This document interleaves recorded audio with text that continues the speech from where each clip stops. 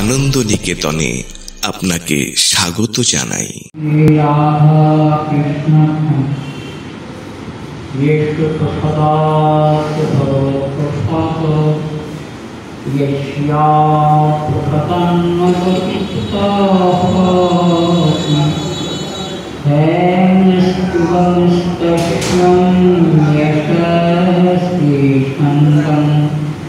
वंदे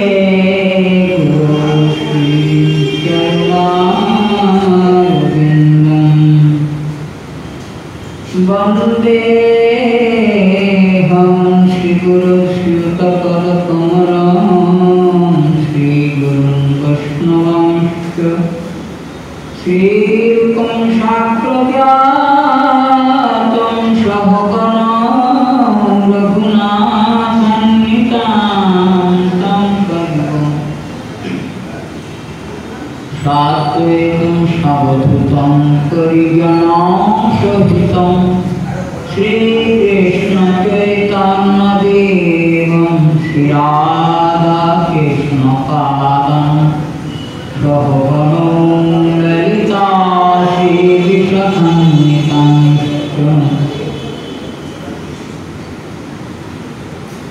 आर्यनिलम्बितभुजौ कनकावदातौ संकीर्तनैकपीतौ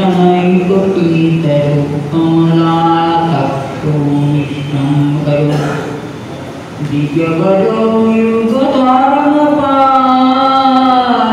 वन्दे जगत्प्रियकरौ करुणावतारौ नमस्कृताय जगन्नाथसुताय सविताय सहस्राय सकलत्राय ते नमो नमः। वैहाकिराभिरामं मृगमदतिलकं कुण्डलाक्रान्तवन्द्यं कन्याक्षं कण्ठं शीतसुभगमुखं स्वचरणास्तुभेन शान्तं दिगम्बं रविकरवसनभूषितं वैजयन्त्या वन्दे वृन्दावनस्य युवति सदावृतं ब्रह्मा गोपालकेशं नारायणं नमस्कृत्य नरं चैव नरोत्तमं देवीं सरस्वतीं व्यासं ततो जयमुदीरये। वंशाकल्पतरुभ्यश्च कृपासिन्धुभ्येव च पतितानां पावनेभ्यो वैष्णवेभ्यो नमो नमः। श्रीचैतन्यप्रभुं वन्दे यत्पदाश्रयवीर्यतः संगृह्णत्या परप्राप्तो श्रितान्तस्तं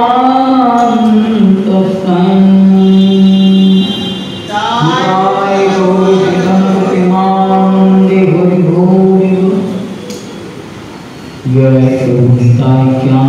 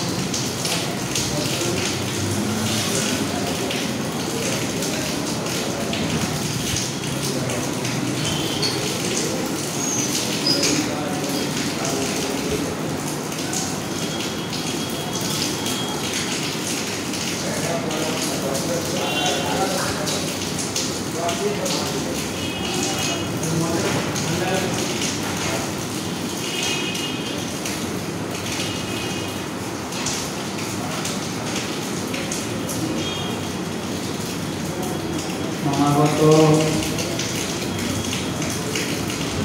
সুধী ব্রজের মধুরভাবে ভাবাবিষ্ট মধুরভাবে ভজনশীল সমগ্র দামোদর প্রতাপাবলম্বী ভক্ত সদস্যবৃন্দ, শ্রীমদ্ ভাগবতমে সপ্তচত্বরিংশत् অধ্যায় উদ্ধব সংবাদের অন্তর্গত ভ্রমর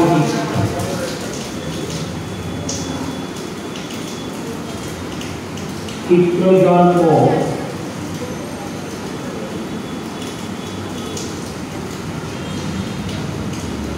শ্রীমতী রাধারানী কর্তৃক যে চিত্রজল্প প্রকাশিত হয়েছে ভ্রমর দর্শনে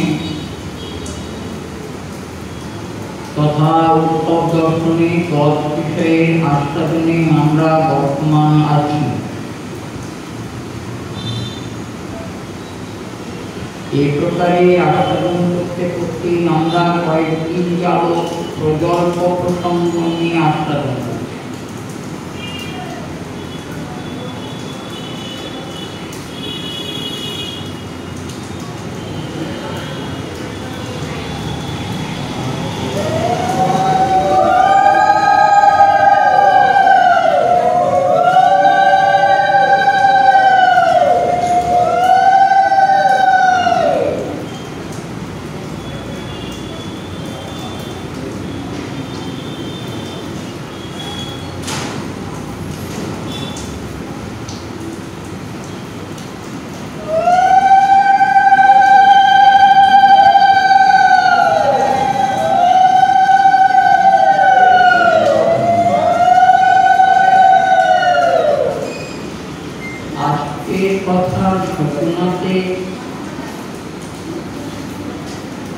দশমী থেকে একটি পদ আমরা তুলে নেব।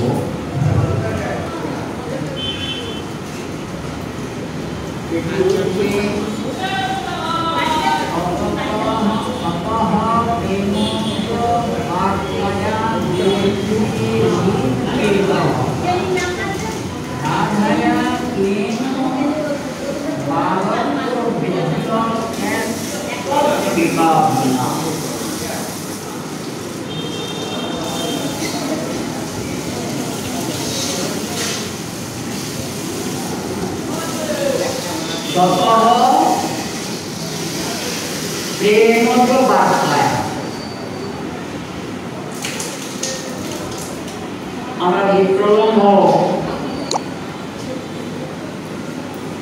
রসের কথা শুনছি। বিপ্রলম্ব প্রেমা মানে বিরহ।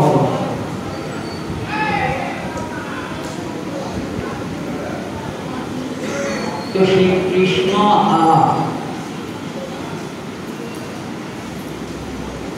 এটা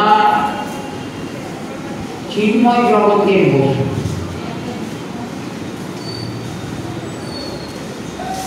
শত কৃষ্ণ আলাপন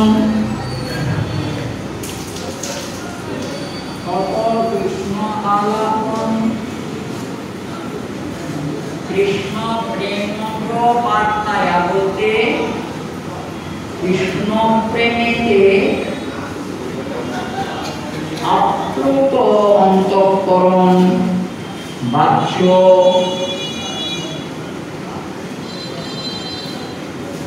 তার থেকে যে কথাগুলো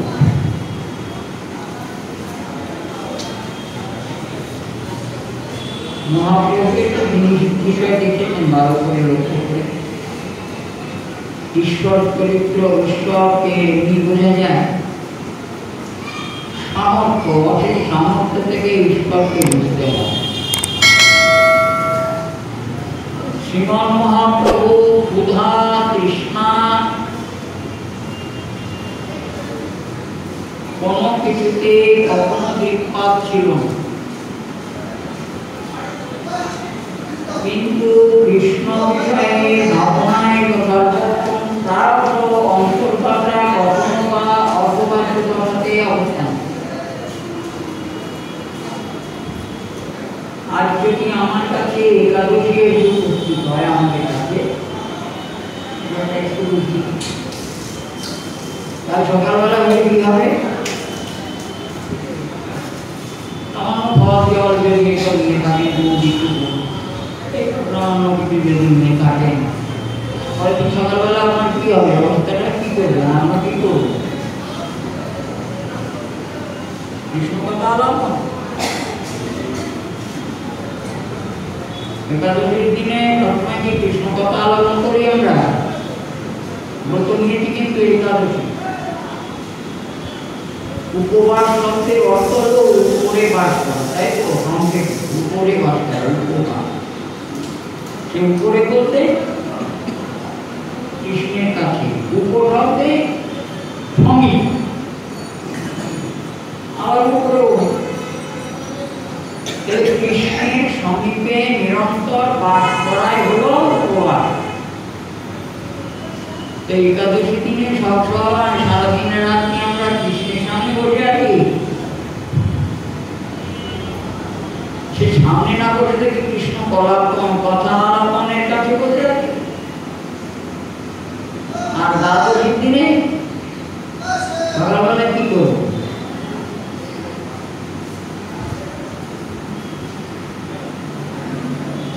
কেউ যদি কিছু কথা বলে বেশি, তাহলে মাথা গরম হয়ে যাবে, কালকে খাওয়া নেই, দাওয়া নেই, অথচ বেশি। হ্যাঁ, একদিন যদি একটু উপবাস করে একটু ফল জল নিয়ে থাকে, পরের দিন কি হবে? আমি তো প্রায় শুনে থাকি সব খিচুড়ি রান্না করে সপ্তাহবেলায়।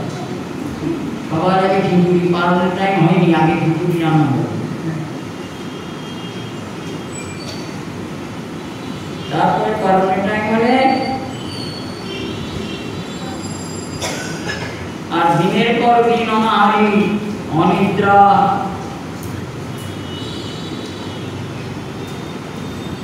পথশ্রম, স্থানাস্থান গভীর গৌরীকে আমরা দেখছি। কৃষ্ণ কৃষ্ণ আর কৃষ্ণ, একে প্রেমজ বার্তায়া, প্রেম তো হয় নাই, বার্তা রাধারানী নিরন্তর অন্তর্গততে কখনো বা অর্থবাহ্য ঘটতে সর্বক্ষণ কৃষ্ণের চিন্তায় মগ্ন, সর্বদাই কৃষ্ণ প্রেম নিমগ্ন হয়ে অবস্থান করছেন। তার কোনো ভাবে কোনো অঙ্গেতে কৃষ্ণ ভাবনা ছাড়া আর কিছু। কৃষ্ণ চিন্তার তরঙ্গ নিরন্তর সর্বঙ্গে তরঙ্গায়িত হয়েছে।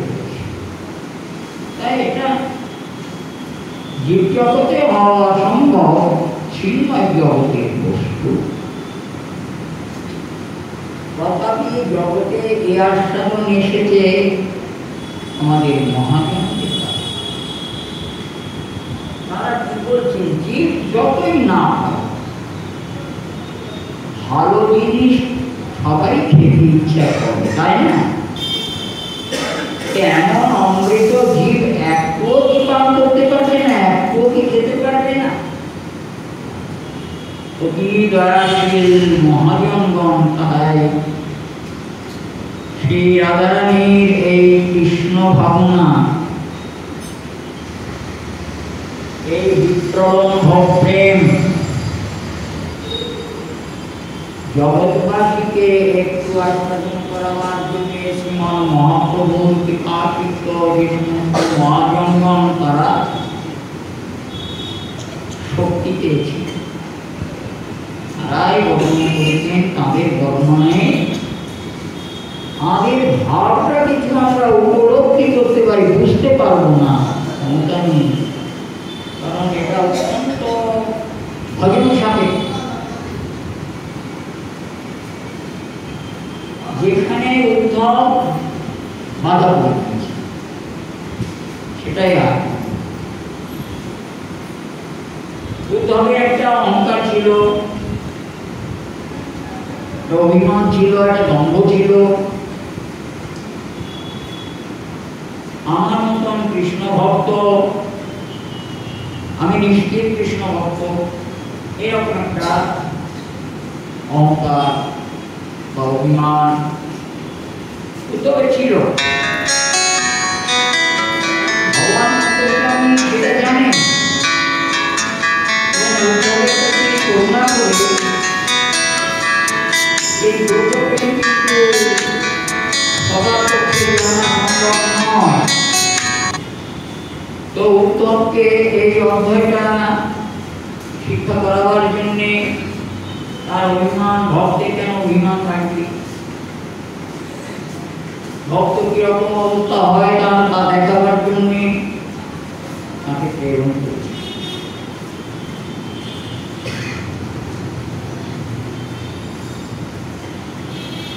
যখন গোপীদের কাছে এসে তিনি উপবেশন করেছেন, আসনে তো বসেননি, জানেন গোপীরা যা গোপীদের গোপীগণ কর্তৃক শ্রেষ্ঠ আসনে তিনি বসেননি,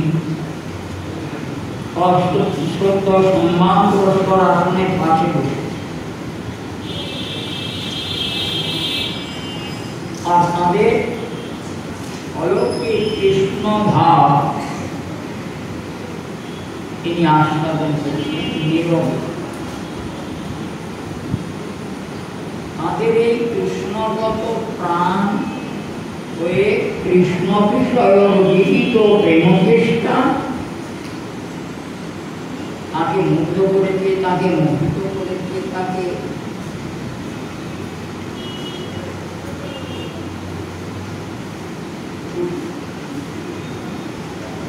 আপ্যায়িত করেছে।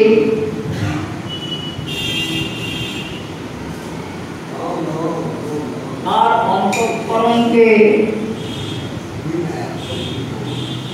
হরণ করে নিয়েছে।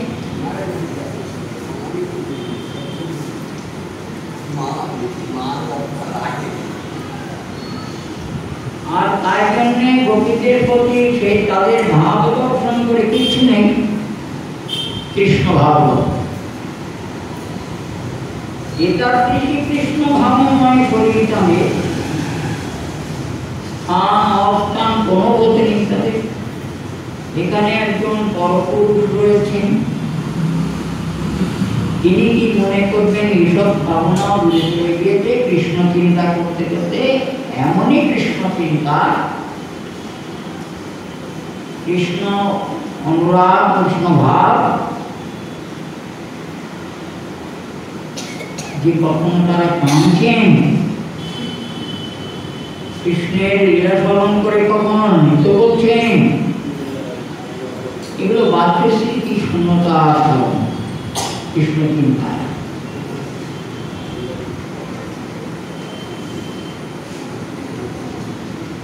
এই রূপে সেই সমস্ত কৃষ্ণ প্রেমিকাগণের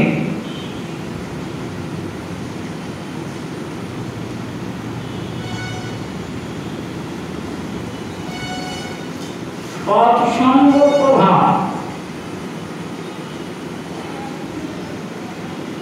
সৎসঙ্গ না হওয়া পর্যন্ত কৃষ্ণ বিষয়ক অনুশীলন কিংবা জ্ঞান লাভ করা অসম্ভব।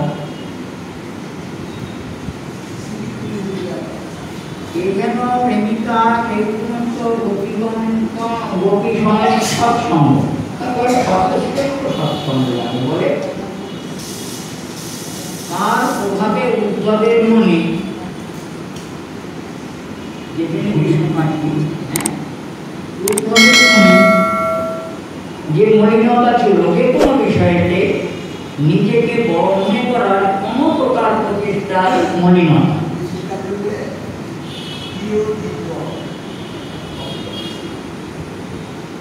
নিজের মধ্যে কোনো অভিমান জন্মানো, অহংকার জন্মানো, এগুলো মলিনতা।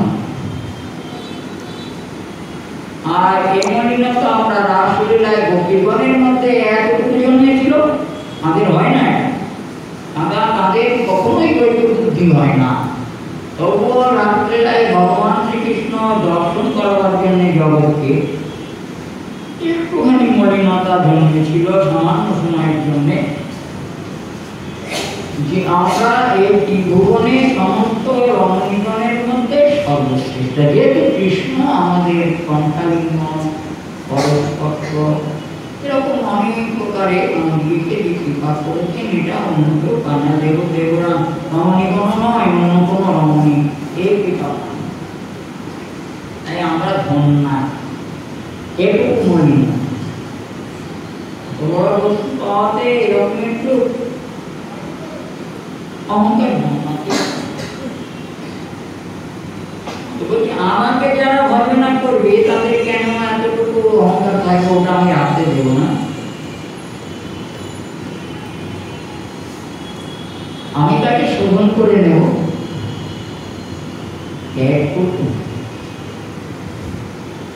তাই পর্যন্ত অন্তরিত হয়েছে। উদ্ধবের মধ্যে বড় ভক্ত একটা যে অভিমানের যে বিশেষ বিষয়টা প্রকাশ অন্তরে ছিল। গোপীদের একাদশী অনুরাগময় কৃষ্ণ কথা তারা কি হয়েছে না, উদ্ধবের মনের সেই মালিন্য মুহূর্তে বিলুপ্ত হয়ে গিয়েছে। শ্রীকৃষ্ণ অন্তরে থেকে, সবার অন্তরে আছেন তিনি, শ্রীকৃষ্ণ উদ্ধবের অন্তরে থেকে তিনি দেখতে পাচ্ছেন। কি দেখতে পাচ্ছেন কৃষ্ণ? তিনি তো পরীক্ষক। অতএব তার অন্তরে যা কিছু অহংকার আদি ছিল সব সমুদয় এই গোপীগণ অর্থাৎ এই সব সঙ্গের দ্বারা পরিষ্কার।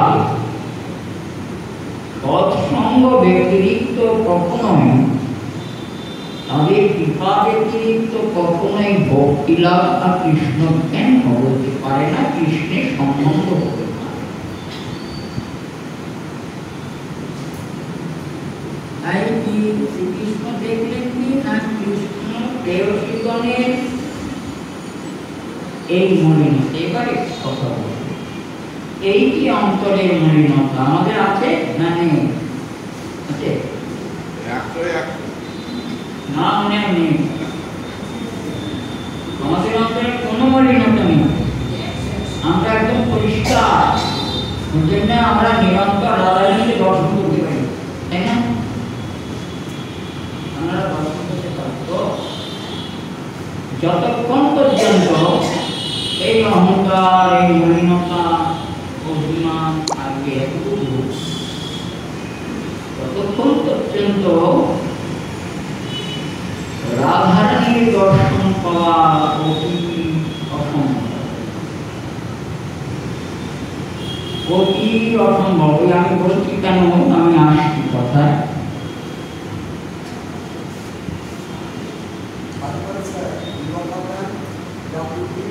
পূর্ব শ্লোকে বলেছিলেন না যে এই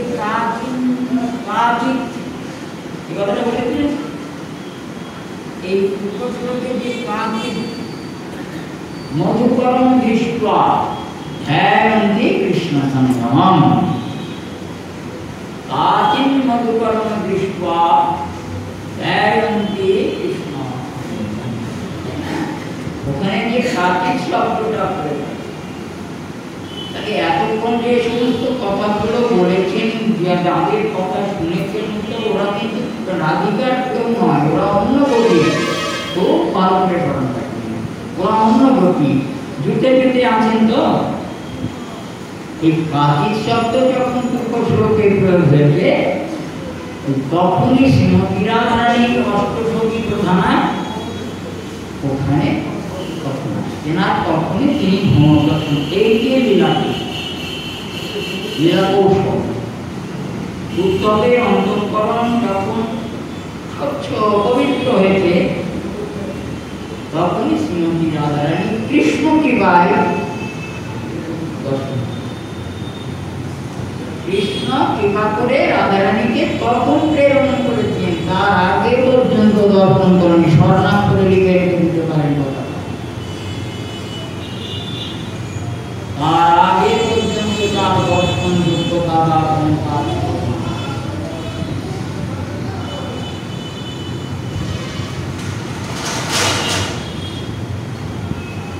তাই কৃষ্ণের ইচ্ছে, কৃষ্ণ যখন অন্তঃকরণে থেকে দেখলেন যে উদ্ধবের হৃদয় মালিন্যপূর্ণ সত্য হয়েছে, অত্যন্ত সত্যভাবে আর সৎসঙ্গ প্রাপ্ত হয়েছে,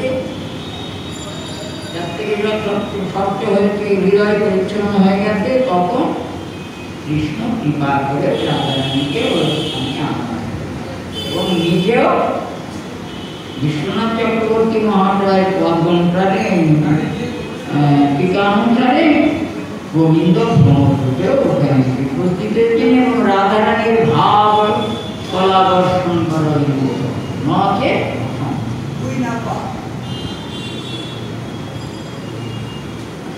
আজকের কথা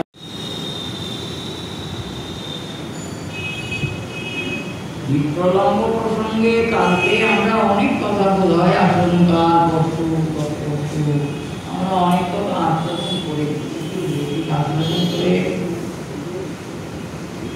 আমাকে যোগলীলায় ফিরে যাওয়াটা তাই কিছু সংক্ষেপ আমাকে তো করতেই হবে।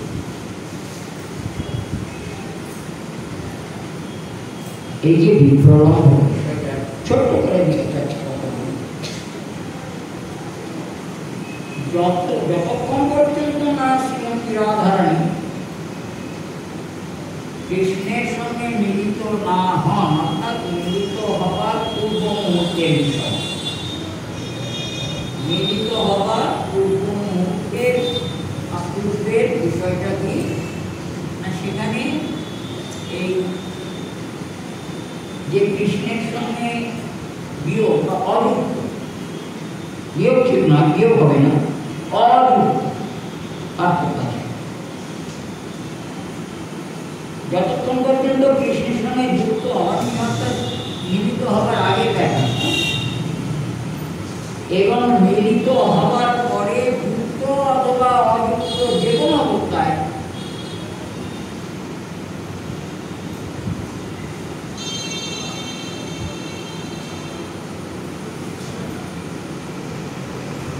অবস্থান করেন না কেন শ্রীমতী রাধারানী এই পরস্পর বা পরস্পরের এই যে অনিষ্ট, কিছু মনে অনিষ্ট থাকে তো, কারণ এক জায়গায় নেগোসিয়েশন বলি এই বিয়ের যোগাযোগ সম্বন্ধটাকে নেগোসিয়েশন। তো আমাদের যিনি ইংলিশ পড়াতেন তিনজন প্রফেসরের তার মধ্যে একজন প্রফেসর রসিক ছিলেন। ইংরাজির কোনো একটা প্রসঙ্গে তিনি কথা বলেছিলেন কি, ছেলে মেয়েদের যখন বিয়ে সম্বন্ধ হয় আর যখন তাদের মধ্যে যোগাযোগটা পাকাপাকি হয়, বিয়ের দিনটা যখন কাছে এগিয়ে আসে, আর একদিন দিয়ে দুদিন ধরে বিয়ে, ও বিয়ের আগের দিন কি তার আগের দিন, দু একদিন আগে থেকে তাদের রাত্রে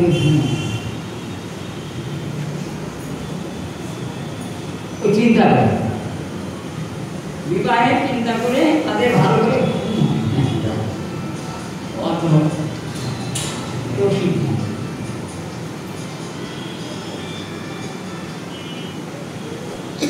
এইখানে প্রসঙ্গে বিষয়টা সেরকমই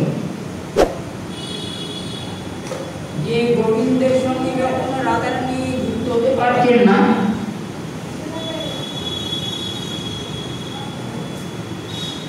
কিংবা পরস্পরের সঙ্গে যুক্ত হবার প্রাক মুহূর্তে তাদের মানসিক অবস্থাটা কেমন হয়, মনোগত অবস্থাটা না, পরস্পরের মনের মধ্যে কিন্তু অনেক কিছু ভাবনা হয় নাকি? এটা আমি কি করে বলবো? মনের মধ্যে অনেক ভাবনা চলে।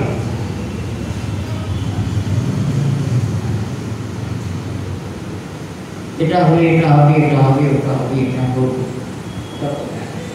এরকম। রাধারানী গোবিন্দের সঙ্গে যখন মিলিত হননি তখন তার মনের মধ্যে কৃষ্ণ ভাবনা অনেক। কিভাবে কৃষ্ণের সঙ্গে যুক্ত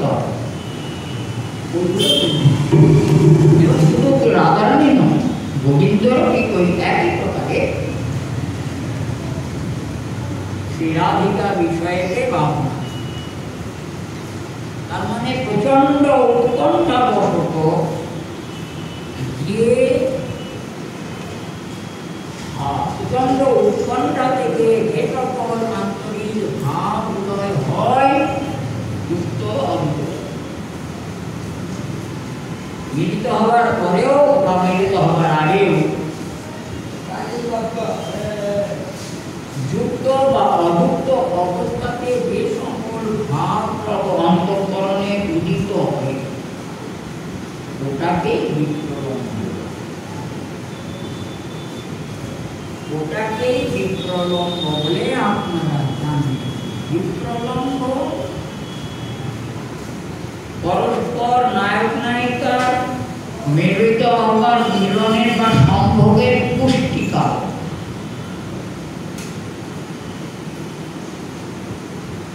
এটা ভাবনা থেকে পুষ্টিকা আসে। অযুক্ত অবস্থাতে মূলত এই ভাবনাগুলো বেশি আসে।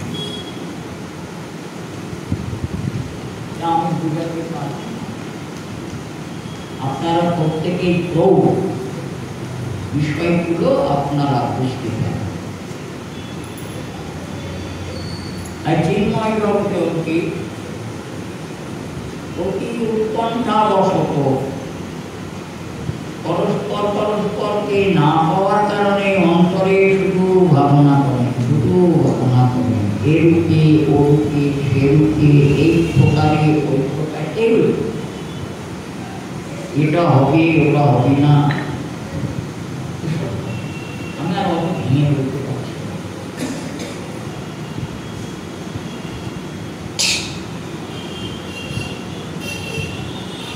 তো এটা বিরহ ভাবে বিপ্লবের সহজ কথা হচ্ছে বিরহ, আর বিরহেতেই ভাবনাটা বেশি হয় মিলনের সম্বন্ধে। বিরহেতেই মিলন প্রসঙ্গের ভাবনাগুলো অধিক হয়, ওগুলো সাজানো হয়। বাড়িতে একটা কাজ করতে গেলে শুভ কাজ দেখবেন, আমাদের ঘরে বসে আমাদের আগে থেকে অনেক চিন্তা করতে হয় না, এই জায়গাটা সাজাতে হবে, এই জায়গাটা এইভাবে সাজাতে হবে, ওগুলো মনে মনে আগে থেকে সংকল্প করে নেয়, সঠিকভাবে প্রতিস্থাপন করে নেয়, নিয়ে পরের দিন যখন কাজ করতে যায় ঠিক সেইভাবে কাজটা করে, সেটা কি হয় পূর্ণতা। আর আগে থেকে যদি কোনো ভাবনা না করা হয় তাহলে এটা সেভাবে পুষ্টি বা পূর্ণতা প্রাপ্ত হবে। ঠিক আছে, গোবিন্দকে পেয়ে তুমি কি করবে? এখন যদি জিজ্ঞাসা করি যে গোবিন্দকে আমি পেলাম, কে কি করবে? জীবনে কোনোদিন কৃষ্ণকে ভাবনা করিনি তাকে কে আমি সেবা করব, এই প্রকারে বসাবো, এই প্রকারে সেবা করবো। ঠাকুর মশাই বলছেন, ঠাকুর মশাই পদগুলো একটু দেখবেন, ঠিক এইসব ভাবনা আছে।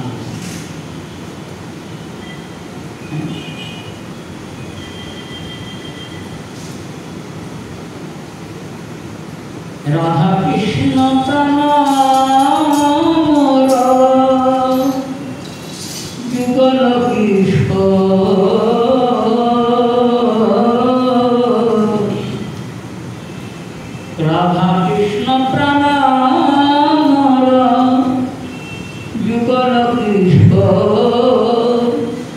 জীবনে মরণে আর গতি নাহি মোর, জীবনে মরণে আর গতি নাহি মোর। কালিন্দির ফুলে পেলি কদম্বেরি বন, কালিন্দির ফুলে পেলি কদম্বেরি বন।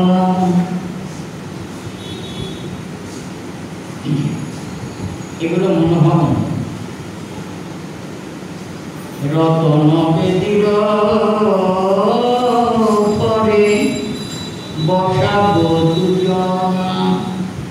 কোন সময় আছে এটা? যুক্ত সময় নয়, এটা অযুক্ত সময়। কৃষ্ণকে আমি তাকে পাইনি, আমি যদি তাকে পাই তাহলে কি করব? রতন বেদির পরে বসাবো দুজন, আমি যুগল করে বসাইব, যুগল করে বসাইব। আর কি করবো? কালিন্দির ফুলে কদম বেদি, রতন বেদির উপরে বসাবো যুগল, যুগল করে বসাবো। বসে কি করবো? আমি সেবা করিব যুগল চরণ, সেবা করিব। তাহলে মনে ভাবনাটা কি আছে? অযুক্ত অবস্থায় দৃঢ় অবস্থাতে কি চিন্তা হচ্ছে? না, আমি যুগল করে বসে ওই চরণ যুগলকে সেবা করব। সেবা করব আর রইব, আমি যুগল চরণ সেবা করিব, সেবা করব যুগল চরণ সেবা করিব। গোবিন্দ তো কাছে নেই, শ্রী রাধারানীকেও দেখতে পাচ্ছি না। এই অযুক্ত অবস্থায় বিরহ দশাতে এই যে মনোভাবনা, আগে থেকে মনে স্থির করে নিয়েছি যদি তাদের দেখা পায় তাহলে আমি এইভাবে তাদের সেটা মনে মনে পরিপক্কতা প্রাপ্তি করাতে হবে, পাকা হতে হবে। এরকম ভাবনা করতে জীবন ভব কৃষ্ণ বাবা রাধা কৃষ্ণের সেবা করবো, যেটা ভাবনা ভাবে চিন্তা করতে হবে। তোমার একটা সেবা আছে, সেই সেবাটাই তুমি নিত্য স্মরণ করবে, নিত্য স্মরণ করবে। তাতে পরিপক্কতা প্রাপ্ত হবে, যত স্মরণ করবে তত উৎকর্ষতা প্রাপ্ত হবে।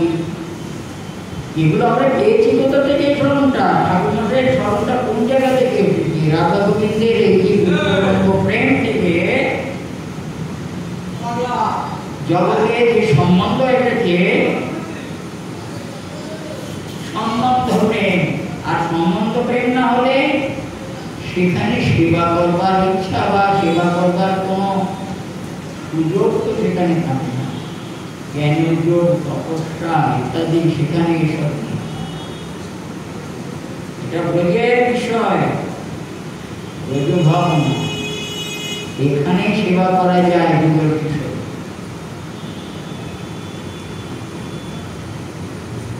এই যে ভাবনাটা ঠাকুর মশাই দিয়েছেন,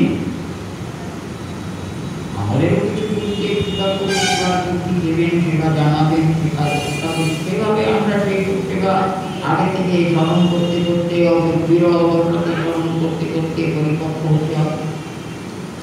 তারপর সিদ্ধি লাভ করলে সেখানে গিয়ে সেই প্রকারে সেবায় লাগতে হবে।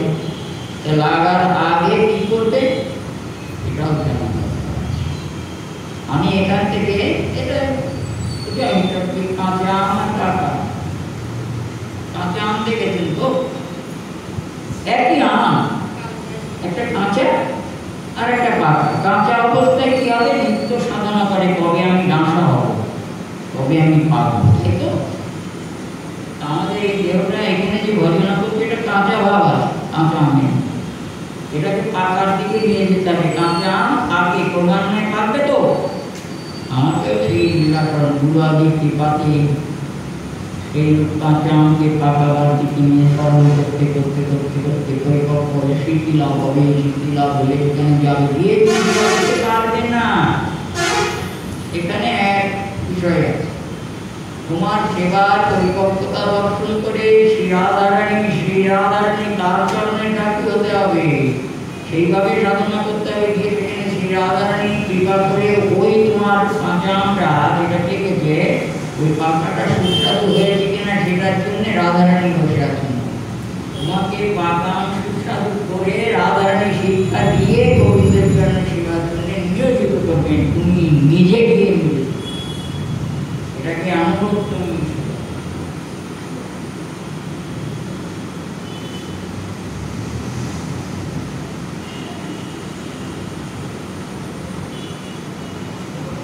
এই যে বিক্রম অবস্থা বিরহ দশা, এতে অনেক কিছু ভেতরে আছে, ভাব অনুভব বিভব বিভাব ইত্যাদি অনেক কিছু আছে। একটা কবি আছে না, ভাব অনুভব পরিসন্ধি সব, এইসব ভাব আছে, অনুভব আছে, বিভাব আছে, সব বিপ্রলঙ্গের মধ্যে। মানে বিপ্রলঙ্গ বিরহ যত তত কৃষ্ণ অনুরাগ কৃষ্ণ সেবা বিষয়েতে নানা প্রকার ভাবনার জন্ম হয়, নানা বিচিত্র ভাবে এই সব সেবা ভাবনাটাকে বিবাহ অনুভব ভাব রূঢ় ভাব অতিরূঢ় ভাব মহাভাবে এইসব। আর পরাকাষ্টা শ্রীমতী রাধাটা করেন যে তাঁর বিক্রম অবস্থাতে বিরহতে যে প্রকার কৃষ্ণ চিন্তা করেন, এই বিরহ দশাতেও অন্তরে যখন শ্রী রাধারানী কৃষ্ণ সেবা চিন্তা করছেন, এতে কৃষ্ণের কৃষ্ণ সুখ, আপনারা কৃষ্ণ ভজন করছেন, এখানে কৃষ্ণের সুখ উৎপন্ন হয়। যদি যথার্থ আনুগত্য থাকে, যথার্থ শুদ্ধ গুরু স্মরণ থাকে, তার কাছে যদি পাপ পাওয়া যায়, সেভাবে স্মরণ করে কৃষ্ণকে সুখী করা যায়, কৃষ্ণ সুখী হয়ে থাকে।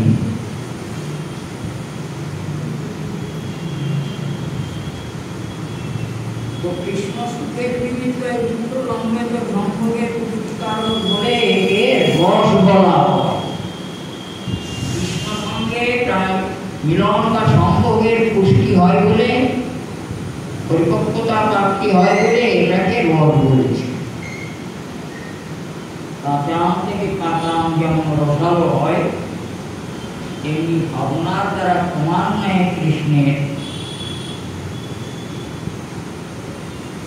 সেবা পুষ্টি বা পুষ্টি, সেটাই বলুন, সেই পুষ্টি লাভ হয়, সম্ভোগের পুষ্টিকারক হয়, কৃষ্ণের ভোগ্যরূপে প্রকাশিত হয়, তখন সেটাকে বলা হয় রস।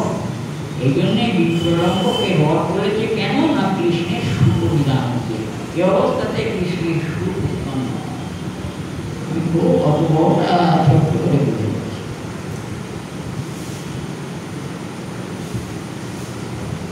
সুতরাং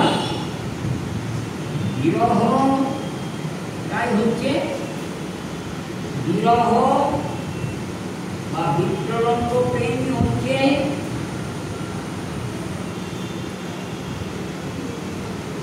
আমাদের কাছে বা আগের কাছে স্বল্প সময়ের জন্য কাম্য। সেদিন আমি বলেছি আপনাদের সঙ্গে, আলোচনা করতে বলেছি, মনে নেই, মনে এক আগ্রহ হতে পারে। শ্রীমান মহাপ্রভু এসেছেন স্বয়ং কৃষ্ণ রাধিকা মিলিত তনু, আর সেই রাধারানীর বিপ্রলম্ব প্রেমটাই নিয়ে উপরে অবস্থান করছেন। তার প্রেম রাষ্ট্রজন করবার ইচ্ছাটা ছিল গোবিন্দের। আর আমার প্রতি কিরূপ ভাব, বড় কতখানি প্রাপ্ত হয়ে থাকেন শ্রীমতী, এটা দেখবার জন্য শ্রীমতীকেও করে নিয়েছে। তাই শ্রীমান মহাপ্রভু ছাড়া বিপ্রলম্ব প্রেম রাষ্ট্রজন এ জগতে আর কারণ আই নয়, কিন্তু শ্রীমৎ মহাপ্রভুকে নিরন্তর দৃঢ় অভাবিত তিনি বলেন। তাতে তিনি কখনো বাচ্যতা সামান্য সময় হতে কি হতে না, বেশিরভাগ সময় তিনি অর্ধবাচ্য অথবা অন্তর্গত।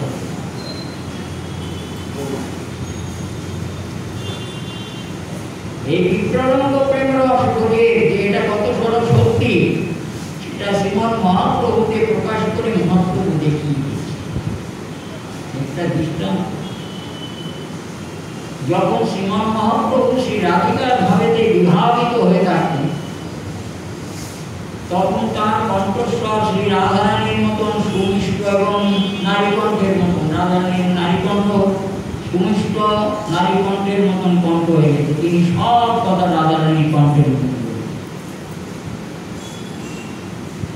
একদিন কি হয়েছে, এরকম বিপ্রলম্ব ভাবে অন্তর্গতে সর্বদামতার কাছে আছে।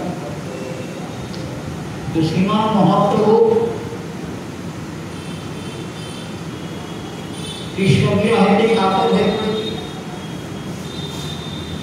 তখন সর্বদামতার বলছেন যে তুমি যখন কৃষ্ণকে দেখছো আসতে, তুমি দেখছেন রাধা ভাবে মহাপ্রভু অন্তর্দশায় দেখছেন কৃষ্ণ যেন আসছেন।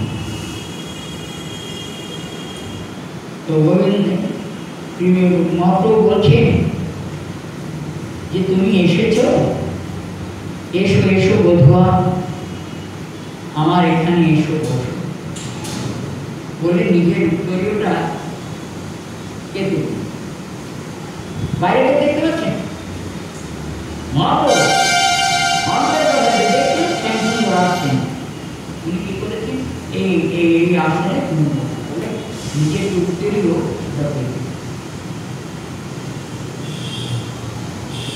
সর্বতন্ত্র বলছেন যে ওনাকে আসতে দিন, ওনাকে বসতে দিন, উনি বসুন।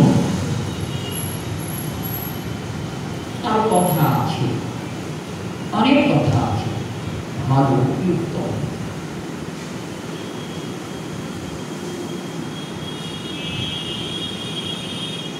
এরকম এরকম কথা সেখানে হয়েছে। সর্বতন্ত্রের কাছে আছেন কথা বলছেন, কিন্তু একদম মন্তব্য দেখছে গোবিন্দ আসছে। সর্বদামোদরই বলেছিলেন তুমি তোমার আসন অঞ্চলটা কেটে দাও, গোবিন্দকে বলবার।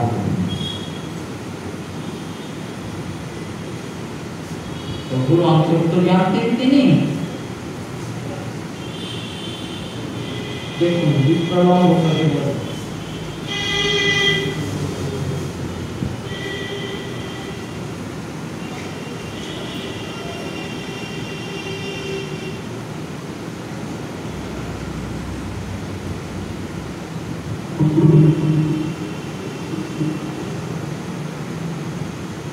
রাধারানীর একটা রকম অবতার উনি দেখছেন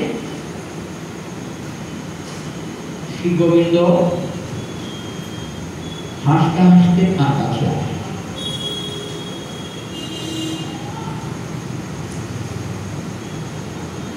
তখন রাধারানী গেয়ে উঠেছিলেন,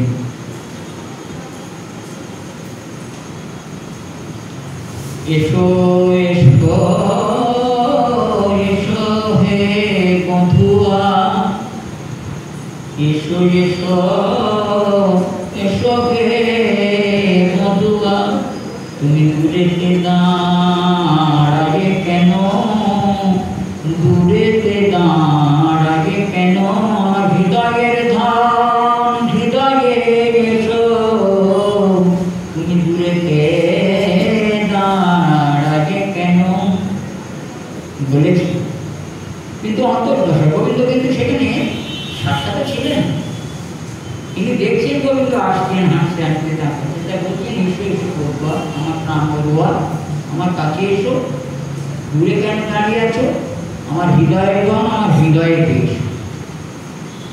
সবই বিপ্রলম্বে এসব রস আস্বাদন। তাই জন্য এটা যেহেতু কৃষ্ণ বিষয়ক লীলা পুষ্টিকারক, সেহেতু এটা রস নামে করেছে। পরম রস, যার থেকে কৃষ্ণ পরম সুখী হতে নেই, রসাস্বাদনে সবাই সুখী হতে।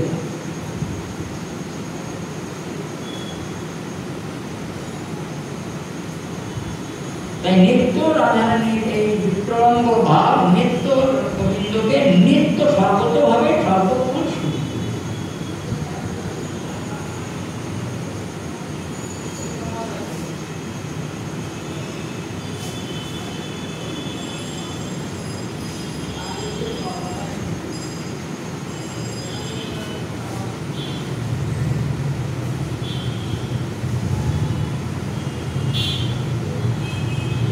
মূল বিষয়টা হলো কৃষ্ণের ইচ্ছাতে,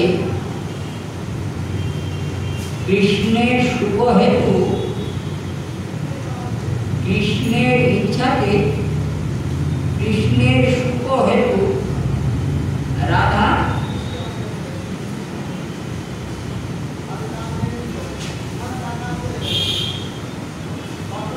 অন্তরেতে নিরন্তর বিপ্রলম্ব ভাবকে প্রশ্রয় দান। কৃষ্ণের ইচ্ছা, তার ইচ্ছা হলো এই ভাব রাধারানী হতে নিরন্তর আত্মবিন্দ। সেই জন্য বলা মিলন হতে শতগুণতর গুণিত সুখ, এটাকে ভগবান এই বিপ্রলম্ব এর জন্য রস নামে প্রকাশিত হয়েছে। কৃষ্ণের ইচ্ছাতে রাধারানীর মধ্যে এই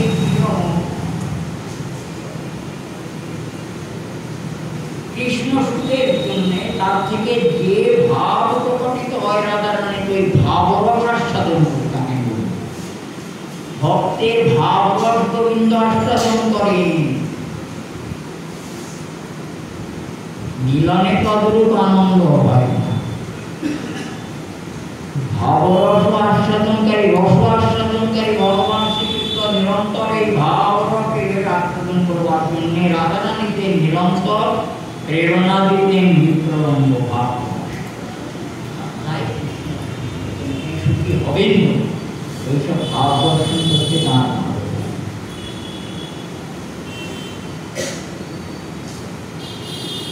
কথা দ্রুত করে আস্বাদন করলে হয় না।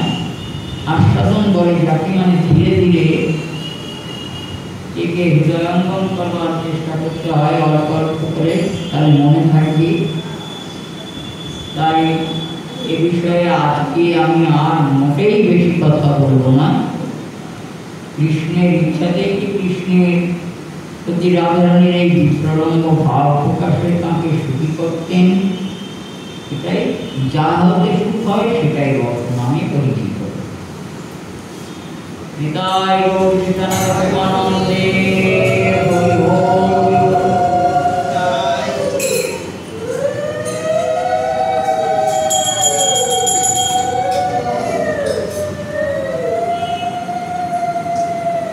শ্রী শ্রী রাম সত্যদানন্দ সুন্দর বলে রাজন মেঘলা হিল ভাগ হিল কর ধারমান করম মোহনতম বিজন্তম করম বোধি মেন নিজন্তম করম বোধি মেন সাতম নেত্রম মুসাতম শ্রীকান্ত কণ্ঠস্থিত প্রভু দামোদরম ভক্তিবদ্ধ নিত্যীরা আনন্দ কুঞ্জে সভূতম নিমজ্জন্তম কপন্তম তদ্যসি তদ্যসি ভক্তি উত্তম पुनः प्रेमतत्त्वं शताब्दी वन्दे परमदेव मोक्षं नमस्कबलिवानमख्यानां श्रीनामवर्षाभ्य इदं देवपूर्णाथ रूपवादं सदा वेनं शरीरस्तां किमन्ये इदं देवं भोगिवं भक्तनीलयुक्तं कुञ्जविस्निग्धरक्तस्य भक्त्या मुष्टिं बिम्बभद्राधरं वेनं शरीरस्तां वर्षलाभै नमो देव दामोदरानंद कृष्ण प्रसीद प्रभुदुःखजादिमं शिवादिष्टिष्टादिदीनं वदान ज्ञाने तो मामुपनितस्तिष्ठ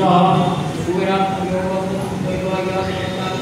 भक्तिभागो तथा प्रेम भक्ति सतमे यज्ञानंते भवन्तिदं तरिहो नास्ति अर्थदाने प्रतिदाने तद्यदाराय विश्वदाने नमो राधिकाय तद्विप्रियाय नमो अनंत लीलाय दिवाय दुःखं सत्यप्रतिष्ठित्वा दामोदर हरि विद्युल्ला चमत्कार हृदय समविरहु दामोदर स्तोत्रं नमस्तोत्रं दामोदरार्चनं नित्यं दामोदरात् श्री पठित सत्यप्रतिदितं इति श्री श्री पद्मपुराणे भूमिमण्डले सत्यव्रत मुनिप्रवचनं दामोदराष्टकं सम्पूर्णम्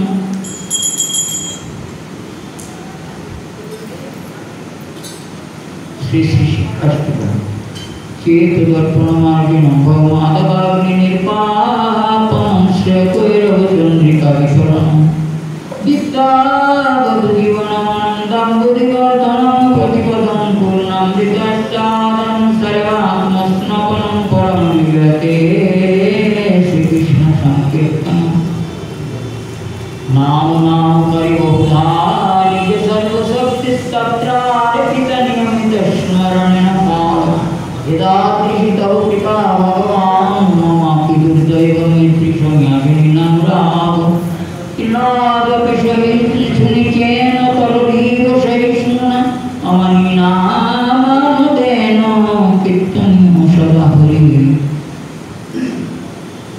माधवं नारायणं नाथसुन्दरीं कवितां वा जगदीशकामये जननीश्वरे भवदा भक्तिरहैतुकितै ऐनन्दतनय किङ्करं पतितं विषमिव बन्धुः कृपया तव पादपङ्कजस्थितधुलिसद्विषविचिन्तय नयनं वरदाश्रुधारय वदनं वदगतवृत्तया गिरा पुलकये निशितं पदतव नामग्रहणे भविष्यति युवायितं निमेषेन चक्षुषा प्रविशायितं शृण्वयितं जगत्सर्वं गोविन्दविरवीनमि आश्लिष्टवातावतं विनष्टुमादर्शनमर्महतं करोतु वा यथावतवा विदधातुलं वटनप्राणाथस्तु सैवना करः गीति श्री कृष्ण चैतन्य महाप्रभु का विवरितं सृष्टि शिक्षाष्टकं सम्पूर्णम् जय गौर प्रेमानंदे हरि